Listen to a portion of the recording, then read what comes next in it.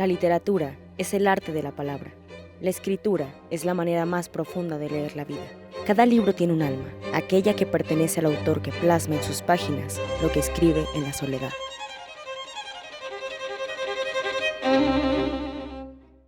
La evolución de la literatura siempre ha estado muy influenciada con los acontecimientos históricos y sociales que han caracterizado las diferentes etapas del mundo. Tales acontecimientos han forjado corrientes e ideologías que la literatura se ha encargado de plasmar y reproducir, trascendiendo a lo largo del tiempo. En Latinoamérica, por ejemplo, uno de aquellos sucesos fue aquel fenómeno cultural y social que generó impacto en su literatura, el llamado boom latinoamericano, consecuencia de una serie de eventos políticos, económicos y sociales que mantenían en constante represión a distintos pueblos de América Latina. Ante esta realidad turbulenta, hubo personas que fungieron como la voz de las sociedades que se mantenían en silencio, tomaron su entorno como fuente para la creación de sus obras y se convirtieron en íconos de la literatura, no solo de la latinoamericana, sino también de la universal. Yo escribo para que me quieran más. Yo creo que esa es una de las razones fundamentales por las cuales un escritor escribe. Yo no tengo ninguna relación con la escritura. Es la escritura que tiene relaciones conmigo. Y bruscamente hay algo que me incita a escribir. Escribir no es un acto natural, como comer o hacer el amor o dormir. Es un acto contra natura, en cierto modo, es oponerle la escritura a la naturaleza, finalmente. A pleno inicio de la Primera Guerra Mundial nace en Bruselas el escritor argentino Julio Cortázar, aquel que ha sido conocido por su gran impacto en la literatura, su alto nivel intelectual y por la admirable manera de tratar los sentimientos y las emociones. Se caracterizó por romper con los moldes establecidos que han transformado los géneros que cultivaron el cuento fantástico. Desde muy joven, Cortázar sintió pasión por la literatura. Pasaba demasiadas horas leyendo, probablemente en un intento de desprenderse de su ambiente que no era muy agradable. Llegó a declarar que su vida de niño estaba rodeada de mucha servidumbre, una tristeza frecuente y una excesiva sensibilidad. Muy pronto, Cortázar ya no se conformaba con solo leer libros, surgió su deseo por crearlos. Este impulso lo llevó a que con tan solo 10 años escribiera su primera novela, y antes de ella algunos sonetos y cuentos. Tales los primeros escritos contaban con una gran calidad que incluso sus allegados llegaron a dudar respecto a su originalidad. Con el tiempo, Cortázar les demostró que estaban equivocados. 13 años después, el 6 de marzo de 1927, en Colombia nace uno de los maestros de la literatura universal, Gabriel García Márquez, guionista y periodista.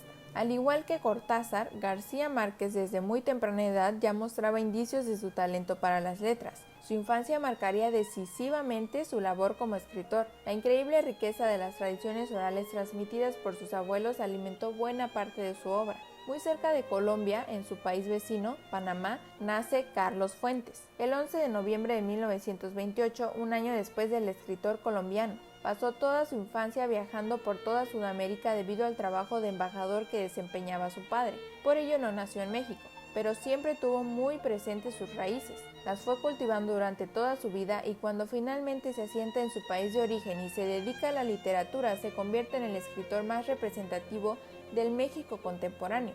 Fuentes poseía una gran capacidad para reinventarse, abarcando todo tipo de géneros en su legado, desde la ciencia ficción hasta la crítica política.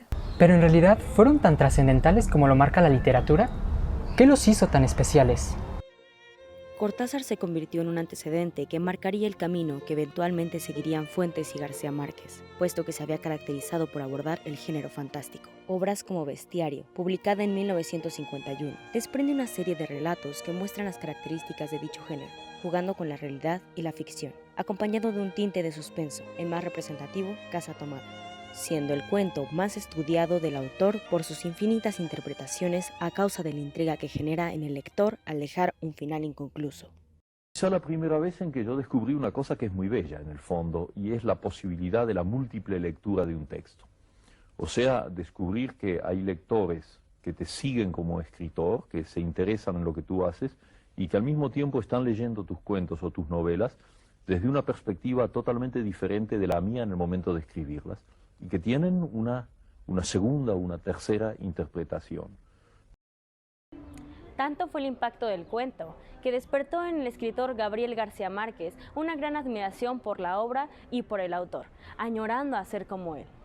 El encanto que generó en el joven colombiano hizo que influyera de manera indirecta en algunas de sus obras. En la novela La hojarasca, publicada en 1955, podemos captar rastros de lo que después daría inicio al realismo mágico. Pero algo similar ocurrió con Fuentes. Él llega al mundo de la literatura por el terreno de lo imaginativo, con su primera novela llamada Los días enmascarados, que recopila 6 relatos fantásticos y de ciencia ficción, entre los que se destacan El que inventó la pólvora y Chacmol.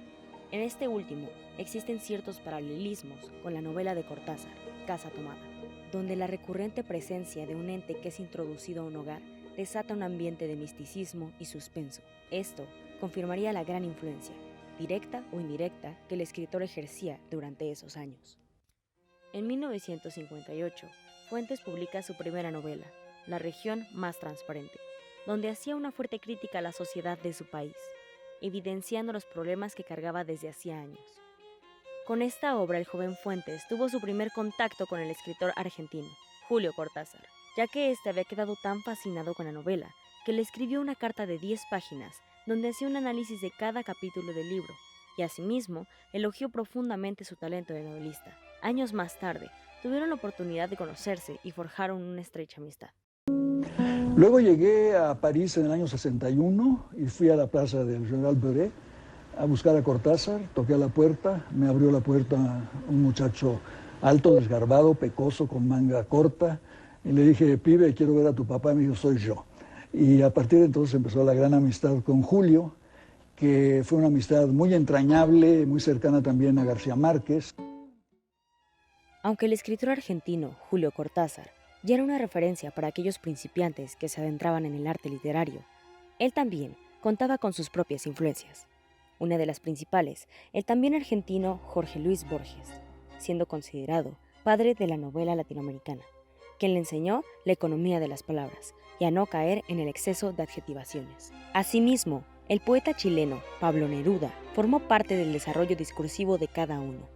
Se refirieron a él como el más grande poeta del siglo XX en cualquier idioma. Incluso llegó a mantener una relación amistosa con los tres. Yo creo que las influencias son buenas porque después de todo la literatura, lo decía anoche, se hace no solo con creación, sino con tradición. Y si no hay tradición, si uno no acepta que pertenece a una tradición, pues no va a crear nada. Pero esto solo fue el comienzo. El gran apogeo de estos intelectuales se dio durante la segunda mitad del siglo XX, en una época en la que el mundo se sacudía desde sus raíces. La Guerra Fría fue un enfrentamiento político, ideológico, social y cultural, donde el eje de conflicto se desarrolló en torno a 2 superpotencias surgidas a partir de la Segunda Guerra Mundial. Latinoamérica también se vio impactada al generar la oposición de dictaduras en distintos países, que eventualmente derivaron en golpes de Estado, como fue el caso de Cuba. El 1 de enero de 1959, el movimiento rebelde fue liderado por Fidel Castro y Ernesto Che Guevara tomó el poder en Cuba tras derrotar al dictador Fulgencio Batista. Esta revolución fue apoyada por muchos intelectuales latinoamericanos como Mario Vargas Llosa, Octavio Paz y, por supuesto, Julio Cortázar, Carlos Fuentes y Gabriel García Márquez.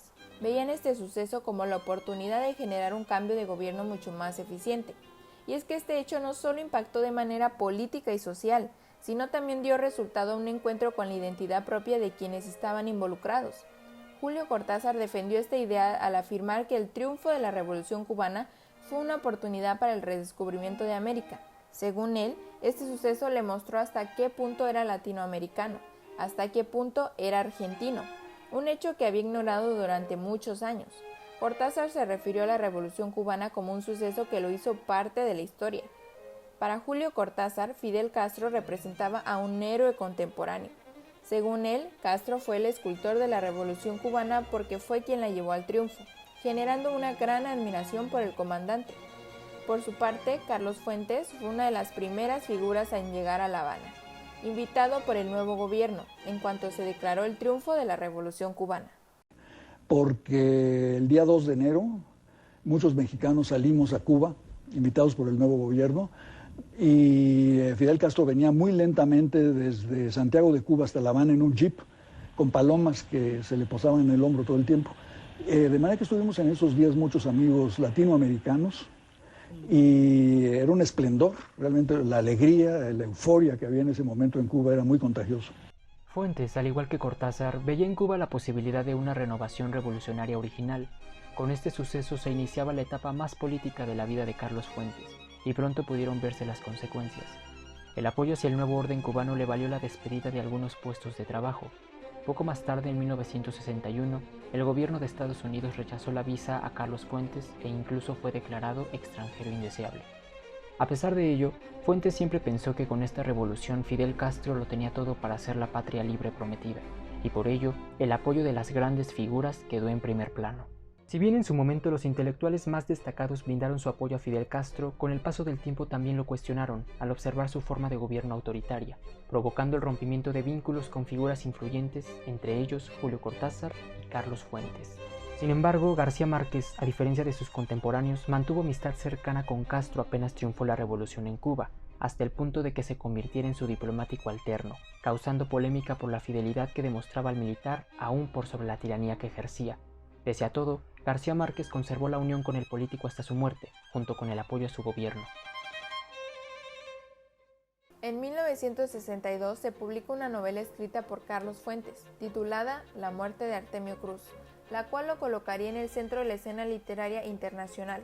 La obra se caracterizaba por utilizar novedosas técnicas narrativas y así rápidamente se convirtió en un imán para los críticos. La muerte de Artemio Cruz se convirtió en uno de los libros más difundidos de la historia mexicana dentro y fuera del país. Marcó un parteaguas en el mundo literario ya que ha sido considerada la primera obra del llamado boom latinoamericano. No obstante, existe un debate que ha puesto en duda el título de primera novela. Rayuela, publicada en el año 63, escrita por Julio Cortázar, ha peleado el puesto por ser considerada la que abrió paso a este suceso.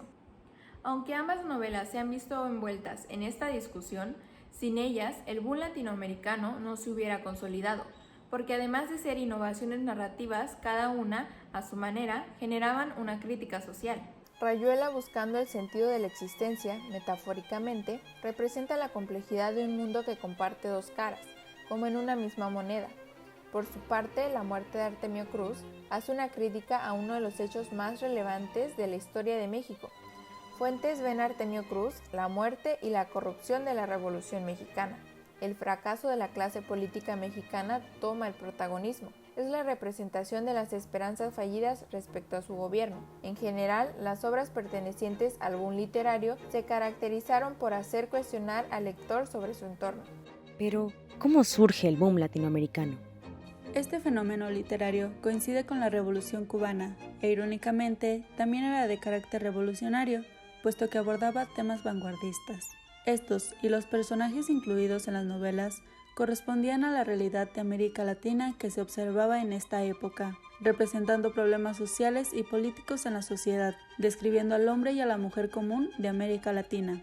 El boom ayudó a que América Latina destacara en el ámbito literario, y no solo por los conflictos políticos. Fue un movimiento que ayudó a los latinoamericanos a que comenzaran a sentirse como tales. Las obras se caracterizan por mezclar la realidad junto con la ficción, dando paso al género mejor conocido como realismo mágico, siendo la corriente literaria por excelencia de este acontecimiento. Gabriel García Márquez consolidó el realismo mágico con su novela llamada 100 años de soledad, que en muy poco tiempo se convirtió en una obra maestra de la literatura universal, mezclando elementos mágicos con escenas realistas y escribiendo para todas las clases sociales, no solo para las clases élite.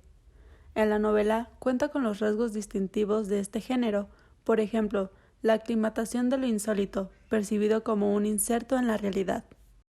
Lo que pasó con nosotros, que nos sentimos herederos de esa tradición, capaces de una nueva creación que en aquel momento consistía en cierto modo en un mandamiento interno que sentíamos de diversas maneras. García Márquez, Cortázar, Donoso, Vargas Llosa, yo, que era decir todo lo no dicho. Salíamos de una época de analfabetismo, de regímenes militares, de represión, de falta de expresión de la mayoría de las gentes, y sentimos hay que dar voz a los que no la tienen, hay que decir todo lo no dicho en nuestra historia. Después de la publicación de Rayuela, en 1964 la editorial sudamericana lanza una segunda edición del libro de cuentos de Cortázar, Final de Juego, que había sido publicada por primera vez en 1956. En esta reedición se incluyeron 9 relatos más, entre ellos el más destacado, Continuidad de los Parques, que rápidamente se convirtió en uno de los cuentos más exitosos del autor y muy representativo del boom. Después le siguieron obras como Todos los Juegos el Fuego en 1966 y 62 Modelo para Armar en 1968. Carlos Fuentes, por su parte, publica Aura enseguida del rotundo éxito de La muerte de Artemio Cruz. Su nueva novela se adentró en el género de ficción gótica y desde luego en el realismo mágico. Hoy en día es considerada de las mejores obras de la narrativa mexicana del siglo XX. Un par de años después el destino unió a Fuentes y a García Márquez en un trabajo en común, la redacción de los diálogos del filme mexicano El Gallo de Oro, basada en una obra del mexicano Juan Rulfo. A partir de ese encuentro laboral surgió una entrañable amistad entre el mexicano y el colombiano, inminente de por sí, pues desde hacía años ambos escritores profesaban una admiración mutua. Nos hicimos amigos inmediatamente, llevamos la amistad desde 1961-62, muy cercana, muy fraternal, y trabajamos muy contentos en ese guión. A veces nos enojábamos un poco con el director. La amistad con García Márquez, mía con Gabo, es como la roca de Gibraltar. Podemos discrepar en algunos asuntos políticos, tal, pero la amistad es enormemente firme. Y si uno no puede discrepar con sus amigos y seguir siendo amigos, ¿con quién, verdad? Esa es la prueba de una amistad.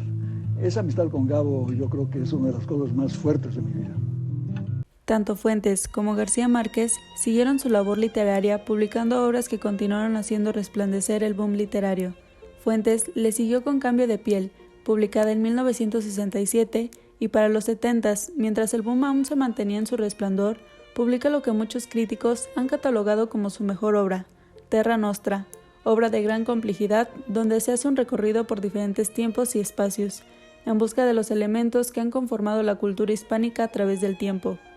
Con dicha obra, Fuentes gana el premio Rómulo Gallegos, y más tarde, en 1987, se le otorga el prestigioso Premio Cervantes. García Márquez continúa haciendo énfasis en el realismo mágico en otras obras, como El otoño del patriarca, publicada en el año 1975. Su fama iba cada vez más en aumento, al mismo tiempo que continuaba cosechando aclamaciones de la crítica. En 1982, Gabriel García Márquez recibe el Premio Nobel de Literatura, el premio más importante del ámbito literario.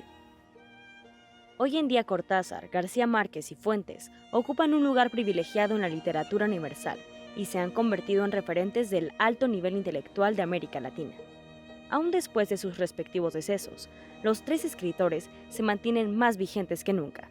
Sus obras siguen cautivando cada vez más a las nuevas generaciones. Es innegable la huella que dejaron tanto en el ámbito literario como en el cultural. Lo cierto es que sus grandes aportaciones al boom latinoamericano supusieron un antes y un después en la narrativa en lengua hispana. El boom en sí mismo significó el reconocimiento del gran talento literario existente en Latinoamérica. Se le atribuye el hecho de que los propios latinoamericanos comenzaran a leer literatura de su propia región, puesto que anterior a este fenómeno se tenía la mirada puesta solo en Europa.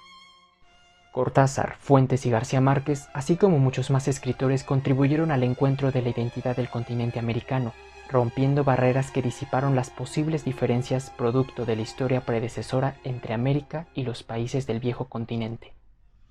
Y que a mí me da tanta alegría, y es el hecho de que ustedes los españoles nos leen a los latinoamericanos y nos leen amistosamente, nos leen fraternalmente. Bueno, ese contacto, después de un largo periodo de distancia, que tú conoces muy bien, ese contacto es fecundo, ese contacto nos vuelve a enlazar. Ya no necesitamos ni a Hernán Cortés ni a Pizarro, los que crearon las diferencias. Ya somos un solo conjunto unidos por un idioma y ojalá que por un mismo destino histórico.